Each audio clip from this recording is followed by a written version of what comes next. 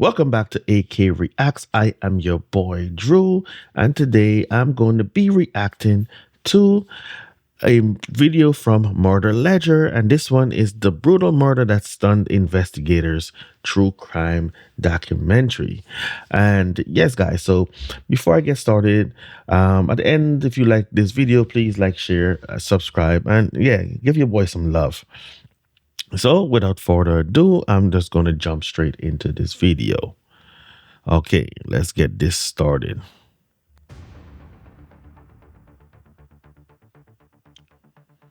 These days, my a lot of headphones. people don't leave the house without some kind of protection. Pepper spray, personal alarms, things like that.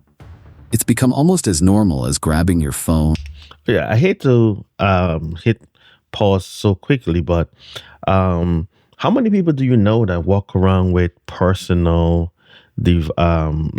personal defense things like pepper spray, as he said, personal alarms or anything like that? I know your phone has that. You can just press the power button. At least on my phone, if I press the power button 5 times really quick, it'll do a SOS, which is an alarm, and it will send messages to specific people that I add to the list, and also it would alert emergency services. So yeah, but I don't know anyone that really walks around. I know maybe 2 people in my lifetime that actually walk around with pepper spray or anything else. I mean, except for my Jamaican homies who always have some kind of blade in them or something, scissors or something.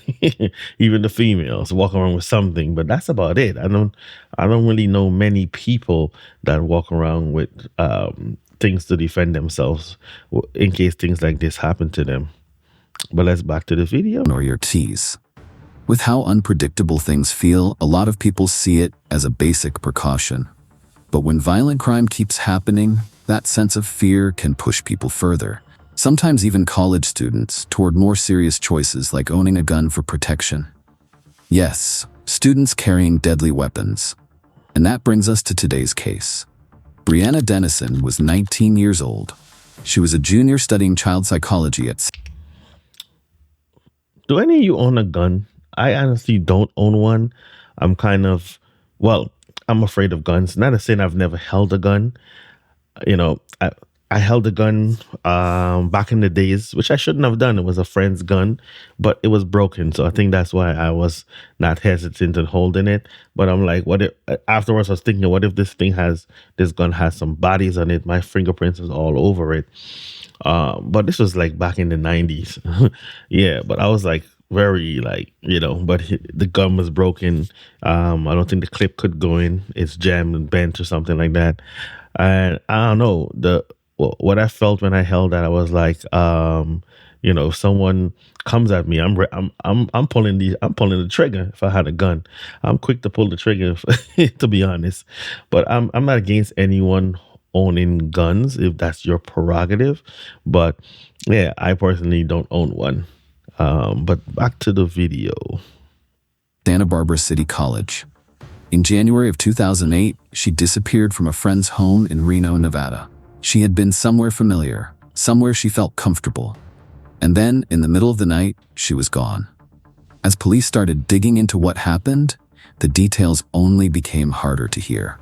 Each new discovery added to the fear, not just for her family and friends, but for the entire community. What started as a missing person case quickly turned into something far more devastating. Brianna's winter break ended in the worst way imaginable. Pretty girl, though. She was born on March 29th, 1988, to Jeff and Bridget Denison, and everyone close to her called her Bri. She grew up in a small, close-knit family with her younger brother Brighton. Early on, life was stable. The family lived comfortably in Reno, where Jeff ran his own business. But everything changed in 1994. Jeff was just 34 years old when he took his own life while facing a federal embezzlement investigation. Brianna was only 6 years old at the time. The loss fractured the family in ways that never fully healed. Grief settled into their lives, heavy and lasting. Still, they leaned on one another.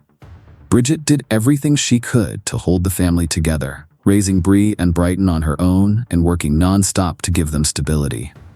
Brianna stood out even as a child. She was bright, outgoing, and had a way of making people feel comfortable around her. She brought light into the room without trying. But her father's death left a mark. It was something the family carried quietly, even as they moved forward. Eventually, they relocated to Mendocino, California, where Bridget had grown up. The move gave Brianna a chance to start fresh. She settled in quickly, made friends easily, and was known for her warmth and openness. She graduated from Reno High School in 2006 and soon turned her focus to college. Brianna enrolled at Santa Barbara City College. She seemed like she had a full life ahead of her. A really she had a good head on her shoulders, and she was doing everything in her best of her abilities to have a good life. And it's sad how your life can be just taken away in an instant. That's why I always say, live life every day like it's the last, because you never know. Where she studied child psychology, drawn to helping others, especially children. It was the future she was working toward. And then, suddenly, everything stopped. At the time, Bree was a junior in college, and the people closest to her felt she'd landed exactly where she belonged. She was studying child psychology, a field that fit her personality and her way of connecting with people. Outside of school, she had a deep love for travel. Spending a year abroad in Rome opened her eyes to the world, and after that, she kept going. Hawaii, New York, Mexico, Jamaica, Japan, back to Italy, then Egypt, Hungary, Austria, France, and more. Damn, she traveled way more than I have in my life. I honestly haven't really traveled anywhere. I don't know. I don't have any kind of desire. Not to say desire. I do want to go to Japan one day. The thing is the long flight, and I'm a snorer. Look at this. Look at this guy. I'm a fluffy bear, and I snore like a bear. I mean, even at work when I take naps, they know I'm sleeping. I be told I'm like, they can hear me. I'm in the lounge area, and they can hear me all the way in the work floor, and I'm like, kind of plane ride handle me snoring like that, just snoring all over the place. I mean, yeah, and like I said, the only place I really wanted to go is Japan. I've only traveled to Canada. I went to Toronto back right before 9/11, and I also I went to my country of origin, of course, but that's about it. I've never really went anywhere else, and even in New York, the only place I've ever been to really, I said never, not just New York. I mean, here in America, I've went to where? I went to Virginia, New Jersey, of course, as I have relatives there. I went to Boston. I believe, yeah, I went to Connecticut, and I went to Philly, but that's about it. I really haven't gone many places, and I think I need to do that. I think I need to. The wife has been saying it. Let's travel. I mean, she is. I don't think she's been to Mexico, but that's about it. Yeah, the only place outside the country I've been to besides my country of origin is Canada. So yeah, that's the only really place. But if you, yeah, have you guys traveled a lot? I need to do some more traveling. I really do.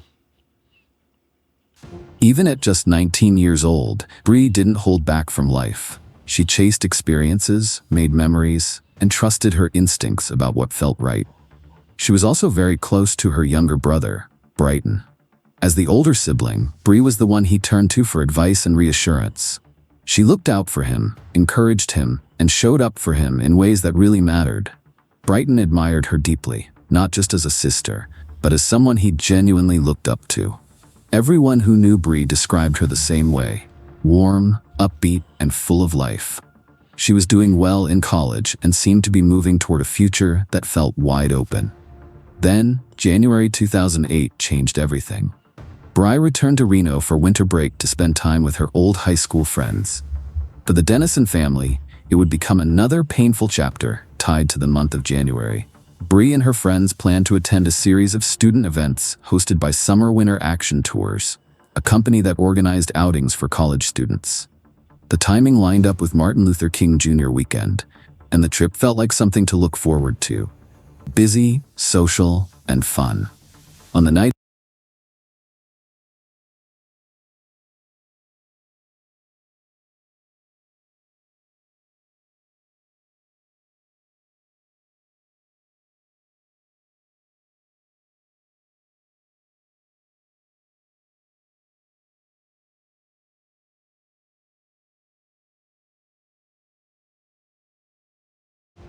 When Katie and Bri arrived back at the apartment, Jessica was already there. She was with a man the others didn't recognize and wanted to get some sleep since she had work the next morning.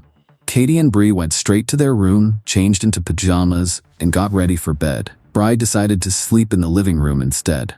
She made herself a simple setup on the couch, a pillow, 2 blankets, and a stuffed bear, and settled in for the night.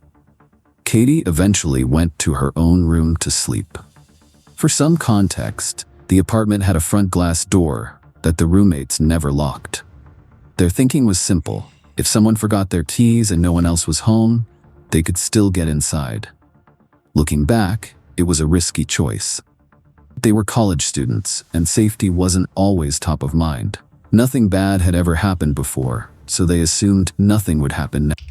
And that's something common when you're young. You tend to think that, that you can handle anything. You're sort of like invincible. I mean, I had that feeling when I was young myself. So safety was not number one priority. Even I think I'm a little bit like that today. I wouldn't lock the door if I'm just going to dump the garbage.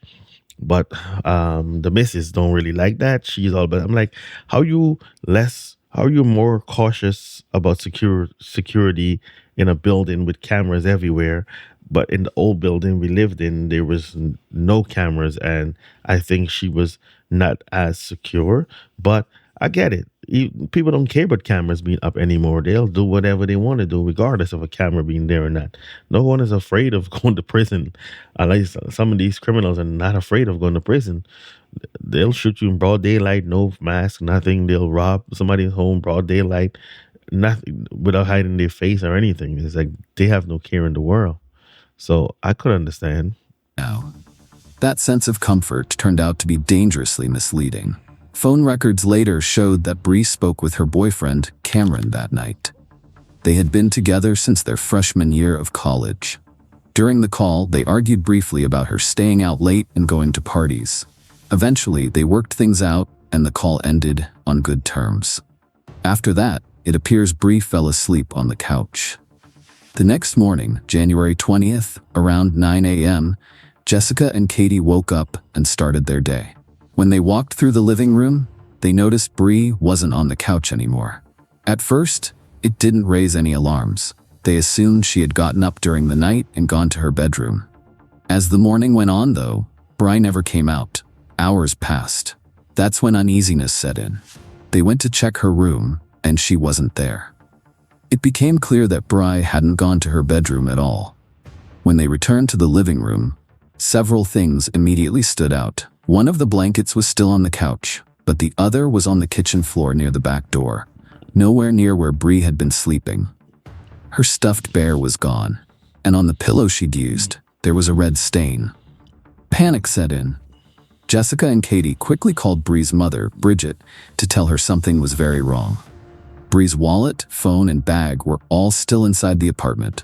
She hadn't taken any of them with her. Bridget immediately called 911. Officers arrived and searched the apartment. And that's a given sign. How many of you actually leave your and go anywhere without your bag, wallet, keys? I mean, I forgot my keys. I forgot my phone, but I always walk with ID, especially here in New York. I remember, I don't know if they're still doing that, but I remember back in the days, if you didn't have your ID when the cops stop you, they they would take you down because you had no identification. Because I remember back in the past we would give them false names, so false name, false address, and they would just take that as as is. And then I guess they realized that a lot of people was lying to them, so they decided that they were going to there was if you don't have an ID, that they were going to just take you down to the station until they can identify you. So that's why I stop. I don't leave home without my ID whatsoever. Yeah, I remember my boy when the police would stop him. My name is Jose Rodriguez, which is a common name. So there's a tons of Jose Rodriguez, and that's the name that he would give, and a fake address. From then I stopped. So I don't leave my ID at home. No matter where I go, I make sure, even if I forget my phone or my key, I always make sure I have my ID. That's just how I am. So I don't know how many of you actually go anywhere without your ID and your wallet, keys, like just knowingly leave it there. If the missus goes somewhere and I see her bag, I call her like, babe, I think you left your bag. She like, oh no, I switched bags. But I called because I'm like, it's not like her to go without her bag, especially her Trader Joe's bag.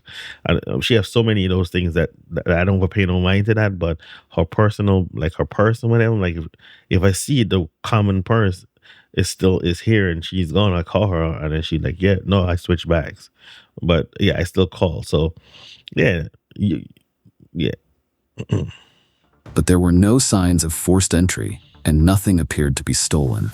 With the front door unlocked, investigators believed Bree had likely been taken during the night. And the stain on the pillow only deepened the concern and the questions about what had happened.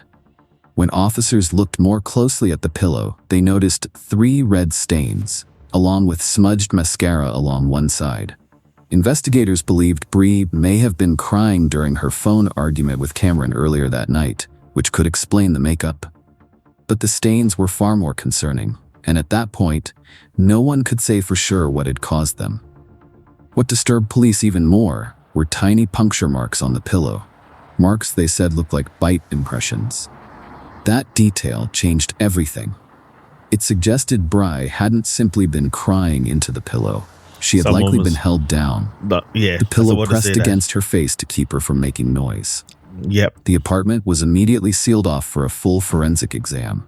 Testing later found male DNA on the couch and the doorknob, along with Bree's DNA on the blood-stained pillow. With Bree still missing, the case quickly escalated. The FBI was brought in to help, and investigators began working around the clock. You saw how fast the FBI was in?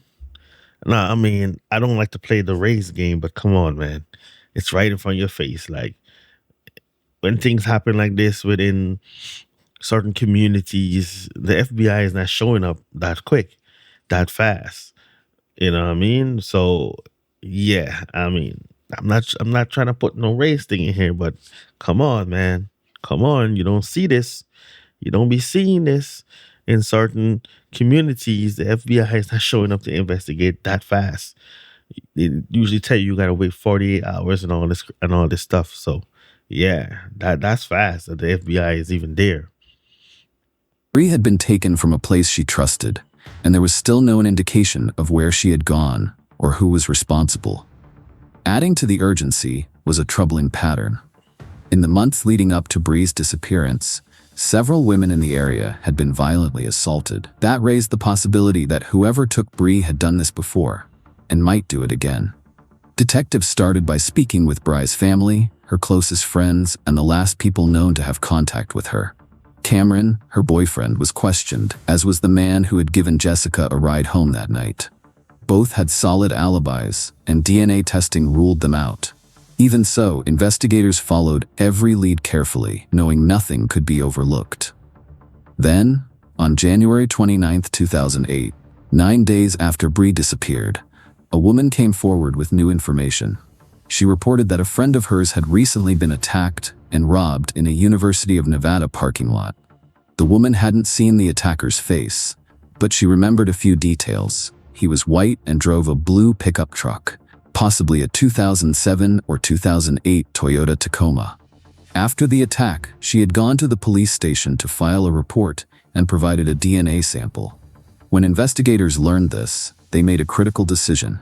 They compared the DNA from that case with the evidence collected in Bree's apartment. The results were undeniable. The DNA matched. Investigators now knew the same person who attacked the woman in the parking lot. So you got basically have some guy going around just grabbing on girls and probably kidnapping. I don't know the situation or whatever he's doing with these women, but he's just going around doing this. This is what this is telling me. And being that these girls are leaving their doors open, That's why when you're from the hood or live in certain areas, keep that door locked. I remember I went to my cousin's house in New Jersey, and I believe they was leaving the door open. And I'm like, yo, I'm from New York. We locking this. Clack. Lock that door. I was not keeping that door open. No way, Jose. It was not happening. So yeah, you gotta lock your doors. Never know who's out there. Was also responsible for taking This Bree. world is For her this world is family, fucked up. that So you gotta be realization careful. was painful to process, but it did move the investigation forward in a meaningful way. With that connection confirmed, detectives shared what they'd learned, hoping it might prompt others to come forward. Not long after, another woman reported that she too had been attacked in the same area. The details of her assault closely matched what investigators believed had happened to Bree. There was one disturbing detail that tied all of these cases together. Each time, the attacker took something from the victim, something personal. Women's underwear. It appeared he kept them as trophies, a pattern that deeply unsettled investigators and made it clear they were dealing with someone dangerous. In one of the attacks, the victim had managed to catch a partial glimpse of the man's face. That small detail mattered. It allowed police to create a composite sketch, which they released in hopes of identifying the attacker and finding Bree before time ran out. The search for Bree expanded quickly, covering nearly 100 square miles. Volunteers poured in to help, including Nevada's First Lady at the time, Dawn Gibbons, wife of Governor Jim Gibbons. The community showed up in force, refusing to give up. Because the first two known victims had survived their attacks, Bree's mother, Bridget, held on to hope. As long as there were no answers, she believed her daughter could still be found alive. Investigators also reviewed records of known violent offenders in the area, but nothing. I mean, the first to survive, or he let them live, or whatever. Maybe his intention was never to murder, but or he could just be escalating as he gets away with it, and they don't have no clue who he is. He just escalate his crime, just keep escalating, and maybe this is the first that he is murdered. Um, yeah. Immediately stood out. Days turned into weeks. Then, in February 2008, nearly a month after Bree disappeared, someone finally found her. On February 15th, Albert Jimenez, an employee at E-Technologies, was driving back from a lunch break at a Reno subway when he noticed something on the side of the road near an empty lot. At first glance, it looked like a doll, partly covered by bright orange socks. But it wasn't a doll. As he got closer, he realized it was the body of a woman. Shaken, Albert ran back to his workplace and called police right away. Even before officers arrived, it was clear the situation was serious. Near the body were two pairs of underwear, one that was later confirmed to belong to Bree and another that couldn't immediately be identified. Shortly after, authorities confirmed what her family feared most. The remains were those of 19-year-old Brianna Denison. For her loved ones, the news was devastating. After weeks of hope, searching, and waiting, the outcome they had tried not to imagine had become reality. The autopsy results were difficult to take. Bree had suffered severe injuries, and investigators believed she was likely killed with someone's bare hands. When police shared those findings with her loved ones, one detail stood out to Bree's friend Katie. It didn't make sense. Yeah, I'm doing a video. One of the unidentified pairs of underwear found near Bree's body turned out to belong to Katie. That discovery raised a disturbing question. How could the killer have gotten it? There was only one explanation that fit. He must have been inside the apartment before, moving through the rooms without anyone realizing it, watching and waiting for his moment. The idea that someone could enter their home unnoticed shook everyone involved. Even with that realization, investigators still didn't have a clear suspect. The Denison family wanted answers, but months passed with little progress. It would take more than 10 months before the case finally turned a corner. That moment came when someone close to the person responsible decided to speak up. On November 1st, 2008, a woman returning from Washington State, where her husband had moved earlier that year for a new job, confided in her best friend. She told her that she had found several pairs of women's underwear hidden in her husband's truck. Yeah. That's the one thing these criminals, psychotic criminals make. They always want to keep something, some evidence. Like, why would you want to keep evidence that will tie you to something, uh, uh, a murder or some crime? Like, why? I don't understand the thinking, but yeah, they always keep something. Always want to have some kind of like memorabilia or something that they can have that, I don't know what it is. I've seen it in a lot of TV shows and things, a lot of documentaries, and this is like right along the line of people that do these types of things. The detail immediately raised alarm bells. The crimes were still fresh in the public's mind, and the similarities were hard to ignore. Her friend didn't hesitate. She contacted authorities through the secret witness program. The man she reported was 27-year-old James Michael Biela, a former resident of Sparks, Nevada. He had worked a series of jobs, including repair work and pipe fitting, and had briefly served in the military before being discharged for drug use. He held a blue belt in martial arts and was known for having a quick, unpredictable temper. He was also a husband and a father. James was arrested while dropping off his young son at the Reno Stepping Stones Children's Center. He was charged with murder and first-degree kidnapping. When questioned, he denied any involvement and refused to give a DNA sample. Investigators knew they weren't going to get his cooperation easily, so they took another approach. They asked James's wife if she would allow their son's DNA to be tested. She agreed. The results were decisive. Testing showed that a close relative of the child had left DNA at the apartment where Bree was taken. With that confirmation, investigators were confident they had finally identified the person responsible. After months of uncertainty, the case had its answer. The DNA results were conclusive. James's DNA matched not only the evidence found on Bree's body, but also DNA from 2 other victims. With that confirmation, investigators obtained both an arrest warrant and a DNA warrant. In the end, James didn't see it coming. Police had what they needed, helped along by his wife's cooperation. Without realizing it, even his son played a role in linking him to the crime. As investigators dug deeper into James's background, they found a troubling history. In 2001, he had been arrested for threatening his lover's neighbor with a knife. It wasn't an isolated incident. It was part of a pattern that now seemed impossible to ignore. Police also tracked down his blue pickup truck, which matched the description given by one of the earlier victims. Although James had already sold it, investigators were able to locate the vehicle and test it. Inside, they found fibers from the clothing Bree had been wearing the night she was taken. It was another piece of evidence tying him directly to the crime. James pleaded not guilty, and a hearing was scheduled. Why would he plead guilty? They always plead not guilty. That's common.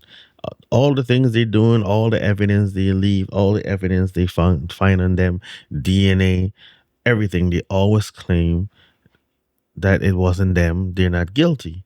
I don't understand. You're caught, you're caught. I mean, I guess everybody wants to be shaggy. It wasn't me, you know? So, yeah, this guy, like I said, he started off, he just kept escalating. And I don't know if he had done that before her. I mean, they did find, but I don't know.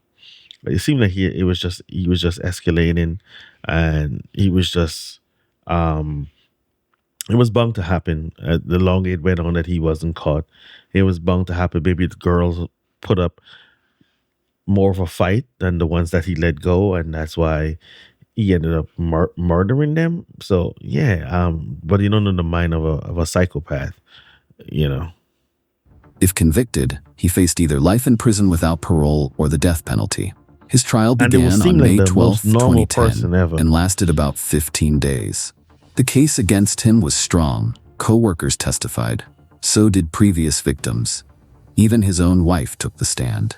Prosecutors laid out what they believed happened that night. They argued that James had been driving near McKay Court in the early hours of January 20th, looking for someone to target. Through the living room window of Katie's apartment, he saw Bree asleep on the couch. That's when he made his decision. The front door was unlocked. He walked in without resistance. Lock your door. According to Like prosecutors, I said, James lock your attacked door. Bree, forced her out of the apartment, and drove her to a remote location in his truck. There, he killed her to keep from being identified after violating her in a way that stripped her of her dignity. She had been asleep when it started. Thinking about the fear she must have felt is almost too much to bear. James's boss also testified during the trial. He described how James became restless and unpredictable. Damn, hey, yo, everybody in your life testify against you. Damn, even your boss. Even your boss. Everybody. Wife. This your son played a part. I mean, damn, you must not have been a good person whatsoever. Everybody in your life just test this, just like, hey, take him. Yeah, he did it. Just take him. Nobody like wasn't there one person who defended him? Man, everybody. After Bree's body was found. At one point, when asked about her death, James reportedly said that she had it coming. She didn't. Bree hadn't done anything wrong. She was asleep in. She had it coming. What did the sleeping girl do to you that she had it coming? Yo, the mind of this guy. A place she believed was safe when someone decided to take everything from her. Hearing James try to justify what he did only made his actions harder to understand. Still, the defense tried. James's attorneys argued that he was a deeply troubled man with a long history of abuse, hoping that explanation might soften how the jury viewed him. It didn't change what he'd done. A difficult past can help explain someone's behavior, but it doesn't excuse it. That was the line prosecutors drew clearly for the jury. The defense also asked for leniency, pointing out that James had supposedly been a model inmate. Whatever that was meant to prove. A model inmate, so that excuse everything you did when you was free? That doesn't excuse nothing you did when he was free. And like they said, what if he went through his life? It doesn't matter. It's an explanation as to why, but it doesn't excuse what you've done. That's why I always say that doesn't matter when my girl is watching when my girl is watching these reality shows and they start playing all these um like she's watching a game reality show and people are bringing up their personal life, and I'm like, what does that have to do with it? It has nothing to do. And she's like, yes, to do. Like, no, it doesn't. This is a game and we're in the context of a game to win money.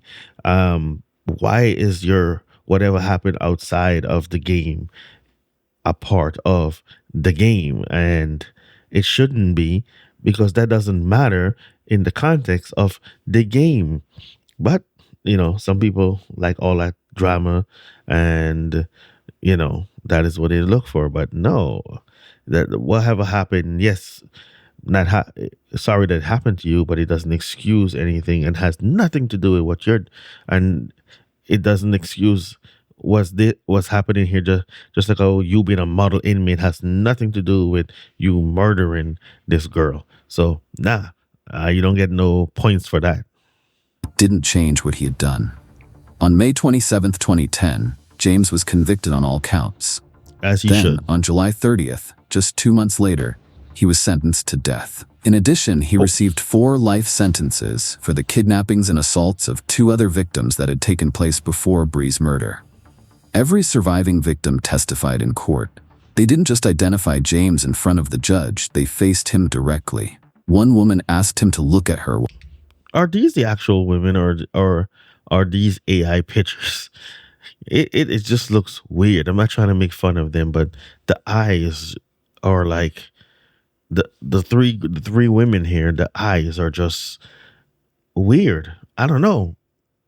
Is this an AI photo of this, or is this actual pictures of the women? Because for some reason, all of them on the, what is this? They're facing this way on the right eye. On the right eye seems to be weird, and well, the one all the way on the right side, both of her eyes. But for the rest of them, it looks like the left is the one that looks weird. Even the guy in the photo, his left eye, yeah. I'm not sure this is a real video, a real picture or not. While she spoke, he wouldn't. Her strength in that moment was It striking. could be real. She understood that standing there wasn't only about her own healing, it was also about Or speaking for maybe that was just Bree. an It angle. was her last chance to be heard. And instead of breaking down or lashing out, she stood firm, calm, unafraid. Because of her courage, the courage of the other survivor, and the relentless work of investigators, James will never be able to hurt anyone again. After Bree's death, a memorial was held on February 23, 2008. People wore blue, her favorite color, and left flowers, photos, notes, and ribbons in her honor. It was a way for the community to remember a 19-year-old whose life had been cut short. In the years that followed, Nevada passed what became known as Brianna's Law. It requires all convicted felons, regardless of the crime, to submit a DNA sample to a statewide database. Had that law existed earlier, James's 2001 arrest would have placed his DNA in the system, and Bree's case may not have taken nearly a year to solve. For Bree's family, though, justice doesn't erase the loss. Bridget and Brighton had already lost a husband. That law is crazy. So imagine you've done crimes that you've gotten away with. They never led to you. They didn't have no evidence of you, and then you get arrested and charged and prosecuted on something totally unrelated, and they take your DNA sample and they run that. Now they bring up all that stuff that you've done in the past that you didn't pay for, and now you're gonna be held accountable. Hmm. What do you guys think about that? Let me know in the comments. And a father. Now they carry the grief of losing Bree too. There are no words that fully capture what that kind of loss does to a family, only that it stays with them. What Bree's family has had to carry since then is heavier than most people ever experience. After Brianna's case drew national attention, fear spread quickly, especially around the University of Nevada. People rushed to buy pepper spray, personal alarms, even guns. And honestly, it's not hard to understand why. A man with a history of violent attacks had escalated to murder and taken the life of someone who had done nothing wrong. Bree believed she was safe where she was. That belief was shattered, and the impact rippled through the entire community. People no longer felt secure, even inside their own homes. Doors that once felt protective suddenly didn't feel like enough. Time has passed since then, and all anyone can hope is that the Denison family has found some sense of peace. From what's publicly known, Bree's brother, Brighton, has built a life of his own, and now has a young child. As for her mother, Bridget, much less is known. And maybe that's how it should be. Losing a husband and then a daughter in such a short span of time is a weight no one should have to carry. There's no real way to put that into words, only the hope that somehow they found moments of calm along the way. Thank you for watching Murder Ledger. We explore real cases, unanswered questions, and the details that refuse to fade. All right, that's the end of that video. You guys let me know what you think about it. Um, yes, feeling safe and being safe is two different things, and everyone I know likes to feel safe, like to believe that they are safe. Doesn't necessarily make you safe. That's why I don't like leaving my doors unlocked. Even I did at a younger age, but yeah, feeling safe and being safe, especially these days when criminals don't care anymore. They can kick your door in, they can do whatever they want, and they don't fear the consequences. At least in the moment, they're not fearing consequences. So, like I said, lock your doors. And again, if you may feel like you can be in a neighborhood that's safe, like safe, because everyone wants a safe neighborhood, and your neighborhood you might be in an area where you're safe, and they have no crimes for like 10 years, but eventually something will happen, and that feeling of safety will dissipate. Not to saying that that's how it should be. We should all be safe, but this is the reality, the real reality. We live in a real world where everyone has their own mind, and it's so complex. So, like I said, but hey, stay safe as best as you can. That's all that you can do. I'll see you guys in the next one. Please like, share, subscribe, and don't forget to hit that bell icon to be notified when I upload another video.